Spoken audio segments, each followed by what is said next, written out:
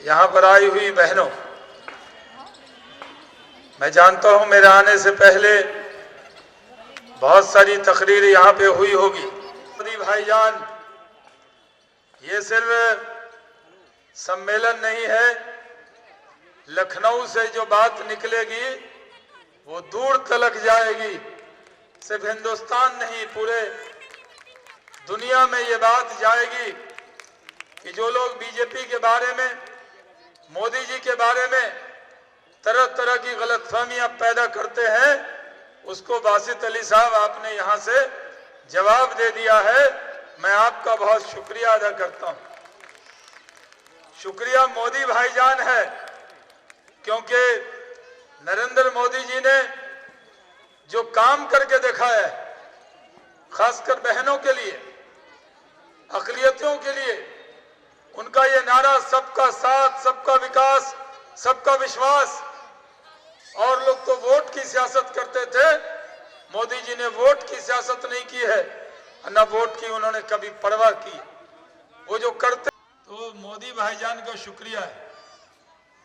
आज मुझे इस बात की खुशी है कि उत्तर प्रदेश में इन्होंने बहुत हिम्मत की, और मैं ना आऊं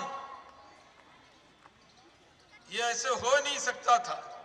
मैंने कल शाम की फ्लाइट ली थी, वो कैंसिल हुई। मैंने सुबह की फ्लाइट ली, वो कैंसिल हुई। फिर 12 बजे की एयर इंडिया थी, मैं लॉन्च में पहले आ गया था और एयरपोर्ट पर नारेबाजी हो रही थी क्योंकि पैसेंजर बहुत परेशान थे। कल एक पैसेंजर ने पायलट को भी पीटा था, उसका भी झगड़ा बहुत था। मैं तो क्वाइट होकर बैठा था क्योंकि मैं एक सिविल एविएशन मिनिस्टर हूं, तो मैंने प्रोटोकॉल के नाते मैं उन पर दबाव भी नहीं बना सकता था। मैंने उनसे कहा कि देखिए मेरा जाना बहुत ज़रूरी है, लेकिन उन्होंने मुझे जहाज़ में तो टाइम पे बैठा दिया, लेकिन बहुत से पैसेंजर जो लेट आए थे उनमें वक्त लग गया और तब मैं यहाँ पे पहुँचा हूँ, क्योंकि मैं इस नज़ारे को मैं देखना चाहता था अपनी आँखों से। मैं ये देखना चाहता था कि उत्तर प्रदेश में जो शुरुआत हुई है, ये शुरुआत लखनऊ में हुई है, ये हिंदुस्तान के हर गली में ये बात जाएगी। और मैं तो पक्का मानता हूँ कि मोदी जी ने जिस तरह अक़लियतों के लिए भी काम किया है, सबके लिए किया है। उनकी जितनी भी योजना है, अगर अनाज दिया तो सबको दिया, अगर कोरोना का टीका दिया तो सबको दिया, पक्का मकान दिया तो सबको दिया, चाहे जो वोट दे उसको भी दिया और जिसने वोट नहीं दिया उसको भी दिया। अगर आयुष्मान भारत का कार्ड दिया तो सबको दिया, और सबसे ज्यादा अगर परसेंटेज में आयुष्मान भारत का कार्ड को यूज कर रहा है तो वो अक़लियत के लोग कर रहे हैं, क्योंकि अक़लियत के लोगों, जो गरीबी रेखा के नीचे लोग हैं, कांग्रेस ने, सपा ने, अन्य पार्टियों ने अक़लियतों का सिर्फ वोट लिया, सिर्फ उनको डराया। आजादी के बाद सिर्फ कि मोदी हमारे हैं, मोदी हमारे भी, और सलील बिश्नोई जी के भाई हैं और हम सबके भाईजान हैं।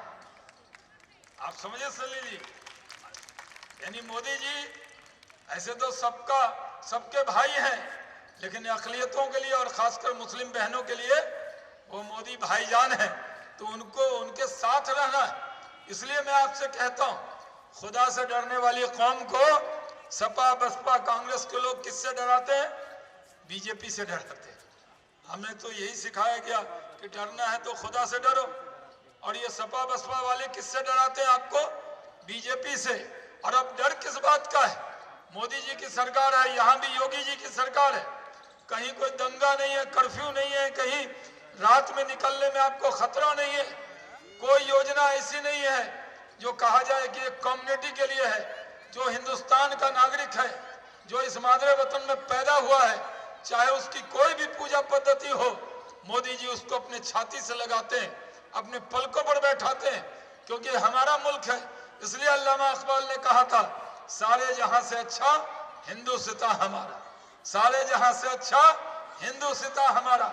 ये हमारा मुल्क है, इसको हमारे ये मुल्क, कहीं अल्लामा इकबाल ने ये नहीं कहा था सारे जहां से मक्का के बाद हमारा हिंदुस्तान। उन्होंने कहा था चाहे वो दुनिया का कोई मुल्क हो, चाहे जहां मक्का हो, मदीना हो, चाहे बैतुल मुक़द्दस हो, लेकिन क्या कहा था, सारे जहां से अच्छा हिंदुस्तान हमारा। इसलिए हम कहते हैं कि भारत में जो लोग डराने का काम करते थे, अब उनको बंद कीजिए और इनकी दुकान आपके डर पर चल रही है। जब तक आप डरेंगे ये आपको डराएंगे। आप जानते हैं ना, भूत होता नहीं है लेकिन भूत से डराया जाता है। मैं भी कभी कोई पुराने होटल में रुक जाता हूँ तो किसी को कहता हूँ अच्छा तुम मेरे साथ ही रहना यही, क्योंकि लोग कहते हैं साहब ये होटल के बारे में खबर अच्छी नहीं है, ये थोड़ा हॉरर टाइप का होटल है। और जब नए होटल में मुझे नहीं डर लगता, लेकिन कई बार लोगों को कोई पुराने महल में चले जाइए वहाँ तो लोगों को डराया जाता है, और ये लोग यही करते हैं, ये सिर्फ डराने का काम करते हैं। भूत होता नहीं है लेकिन उससे डराया जाता है, और ये लोग बीजेपी से डराने का काम करते थे। आज भी मैं कहता हूँ पूरे दुनिया को देख लें, मैं बीजेपी के आप मेंबर हैं इसलिए नहीं कह रहा, मैं आपको कह रहा हूँ पूरी दुनिया में जाए, अगर आपको कहा जाए कि आप लखनऊ में रहते हैं और आपको 5 एकड़ का बंगला, उसमें 500 खजूर का पेड़, एक स्विमिंग पूल, मर्सिडीज गाड़ी और आपको 5 लाख रुपया महीना देंगे, तो आपको कहे सीरिया में रहेंगे क्या, इस्लामिक देश, यमन में रहेंगे क्या, इराक में रहेंगे क्या, चिली चाड में रहेंगे क्या? आप कहेंगे नहीं हमें लखनऊ की गली का छोटा सा झोपड़ा मंजूर है, लेकिन इन इस्लामिक देशों में आपको अगर वीजा पासपोर्ट दे भी तो आप उसको कबूल करेंगे? कभी नहीं कबूल करेंगे, क्योंकि ये अपना मुल्क है। इसलिए मैं बराबर कहता हूँ, ये आज मैं नहीं कह रहा, मैंने 2000 में पार्लियामेंट में कही, मैंने अयोध्या पे मेडन स्पीच की थी, उसका एक पार्ट निकालकर वो वायरल करते हैं दूसरी पार्टी के लोग, पूरी स्पीच नहीं करते। जब आप maiden speech of Shahnawaz Hussain और अयोध्या देखेंगे तो मेरी 40 मिनट की स्पीच है, बहुत पहले की है, बताने पे आदमी को उम्र पता लग जाती है। 24 साल पहले मैंने पार्लियामेंट में बोला था, मैं 99 में पार्लियामेंट में गया था, यानी 25 साल हो जाएंगे, तब मैंने बोला था, और आज भी मैं कहकर अपनी बात को यहीं पर खत्म करूंगा।